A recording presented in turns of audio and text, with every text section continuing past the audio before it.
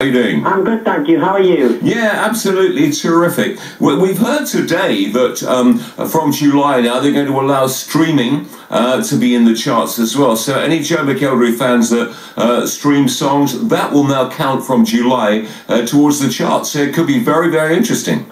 Well, from YouTube and things like that. Well, yeah, anything that's streamed, you know, Spotify, that sort of thing. Because I didn't even hear about that. Yeah, I mean, normal formats be interesting for you as a singer. Normal formats sell just over 3 million. Streaming is like 228 million, so it could give the chart a whole new look. Yeah, I think it will, you know, and obviously it will also change a lot of radio playlists as well, which will be interesting to see, because that will have a massive impact.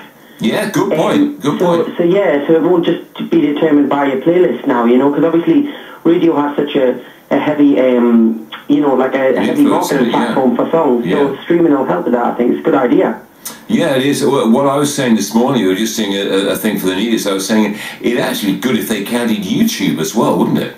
Yeah, I mean, I think as well, you know, yeah, but then obviously you'd have to be careful in terms of live performances and things. It would have to be regulated, but I think it's good because it gives people, and it also gives people who aren't signed to labels and people who haven't really broke through in the industry but might have a fan base, you know, that's really interesting. Yeah, it is. You don't have to get signed anymore. Everything is on general release the whole time.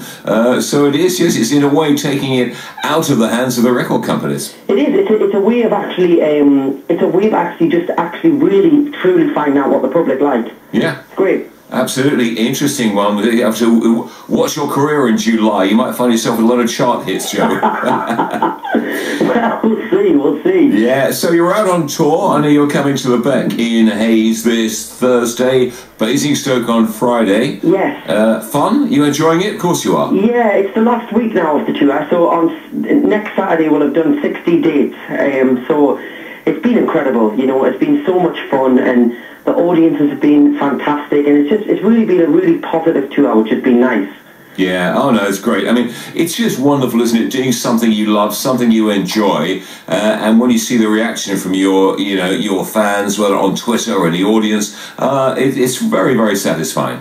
It is, and you know, so much of the music industry now as well. You know, sometimes you find yourself that you haven't performed on a stage for like 3 or 4 months because you've been doing other things and recording or something. So it's been really nice just to be out there again, experiencing like being a live performer, you know, and I learn so much on stage every night without even realising, you know, and you grow in confidence and you try new things, and we've been trying new material, and it's just been a really refreshing experience. I feel, yeah, it's been like a 3-month worth of on-stage therapy, shall we say. Well, it does give you great confidence once you realise you're not having to win the audience over. You just have to do what you do, which you do very, very well. You realise, actually, they bought tickets to see me because they like me and they like the songs. And then you think, hey, wait a minute, that's not too bad. Yeah, it's just a great connection between it. For me, that's what is my favourite part of the job. You know, going out on stage and looking out and seeing people sing the words and singing the songs and just dancing and letting go. You know, it's a great connection to have with an audience, and everybody's there just to have a good time. And it's a great release, I think, for an audience and a performer. And for you, it's so diverse as well. I mean, you know, you're doing X Factor, you're singing with George Michael, which is amazing. And then you're doing songs from Beth Nielsen, Marcella Detroit, things like that. So and then you're being mentored by tenors and performing Ness and Dorma. So I mean, you've got to have some kind of a voice to work in all those areas.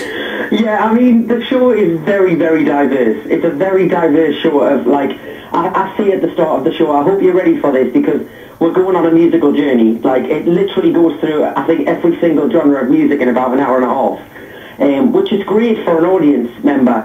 Makes my job a little bit harder and tiring, but it's great fun, you know, and it keeps us on my toes. And it's certainly a full-on show, I'll say that. You're tiring. What do you see? You got yourself sounding like an old bloke, Joe.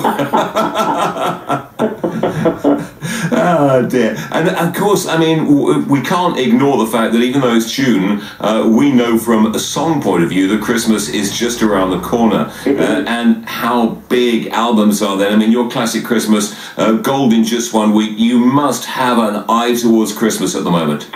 Yeah, I mean, to be honest with you, I've always released my albums around Christmas time. And I was just thinking the other day, I would actually like to release it at a different time, you know, and see what it's like, because I've kind of been in the pattern that every album, I worked it out the other day, every album I've released since X Factor has came out between September and October. So it might be nice to actually just try it at a different time of the year, but who knows? I mean, I'm working on new material, so if it's right, then maybe a single or maybe something. I mean, I'll try and keep my foot in the water somewhere, I'm sure. Absolutely. As opposed to the snow. Now the jump, you did so well in the jump, Joe. Coming in last minute, getting there, snatching the honours. I mean, is there anything you can't do? What would you hate to do if somebody said, we've got this show going? Would you go, not for Joe McElderry, thank you very much? To be honest with you, I think reality TV shows are great because the show totally different sides to a personality. And the show you kind of, like, especially something that you're doing something productive, you know, where you're learning a skill or you're showing something that's out of your comfort zone. So as long as I was actually learning something and I was doing something, like, progressive, you know, that would actually, like, it's entertainment, but I'm not sitting around doing nothing, you know, then I'm happy to take part in them. So I mean, anything with rats is a no-go. I'm petrified of rats. So I maybe wouldn't be good in the jungle, but I would like some of the other challenges in the jungle, so I don't know. Well, me too. I enjoyed the jungle, but one thing I wouldn't have done, when we were in, I think Jenny Bond was buried underground in a coffin with rats, and I thought, do you know, I would not like that. See, I literally would, that is my worst nightmare. Oh. To be in a confined space like that with rats. I mean, I've met a few rats over the years, but not that kind. you can get rid of them and sign with somebody else. I mean, one of the most nerve-wracking things, I think, for most people, I mean, we were at Royal Ascot last week, you know, and I'm sitting there doing the commentary, and every day the Queen and Prince Philip are pulling up just a few feet in front of you. But performing, singing in front of the Queen for the first time must be just a wee bit nerve-wracking. To be honest with you, I've been fortunate enough to do it a few times. I think I've done it 3 times now, and every single time that you do it, it's the one person, I think, that obviously everybody has a huge respect for because of the royal family, and also you just don't want to mess up. It's such a formal situation as well that you just feel that pressure, and you just think, oh my God, if I forget the words here, like I'll never be able to forget about it. So it kind of puts everybody on their A game, but an incredible honour, you know. Never ever did I think when I was auditioning for X Factor that I would be able to see I've met the Queen and performed for her, and it's incredible, you know. It's a historical thing I think for anybody to meet the Queen, but to perform as well. Certainly in my career, I'll always remember it. It is a worrying and nervous one. I had to read some polls for the BBC Diamond Jubilee, and I sat down when the Queen was still standing up, and I thought, my head's going to come off. And then I had to read this great chunk of the Bible right in front of her, and like you, I thought, I'm going to mess up. I'm going to say the wrong word. I'm going to say something stupid. I'm going to say a word I'm not meant to say. And in front of anyone else, it doesn't matter. But in front of the Queen, it sort of does matter. No, it does. I mean, you know, you get the whole protocol thing that comes through emails to the management and stuff. And I was standing with my manager at the time, getting ready to meet her. And the manager was like, right, okay, so what do you have to say to her? And I was like, I have to say, it's a pleasure to meet you, Your Royal Highness. And she was like, no, that's what you say to a man, it's Your Majesty. Yes, yeah. And I thought that wouldn't have been fun to call her a man. So luckily I got it right when she came round to the lineup.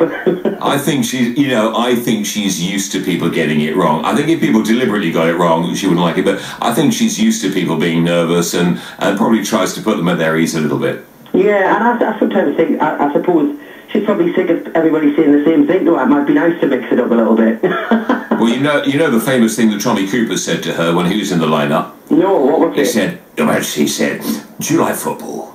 And she said, no, not particularly. He said, can I have your cup final tickets? He could get away with it, Joe. I don't think we would. No, I don't think I would get away with that either. Good stuff. Anyway, looking forward to coming to the area. Hayes on Thursday, Basingstoke on Friday. Make sure you get down there. Diverse show, cracking show. Lots of big hits in there. And Joe being his lovely self on stage. Joe, thank you so much for coming on. Thank you. Thanks for your time. It was lovely talking to you again. Okay, let's play the climb.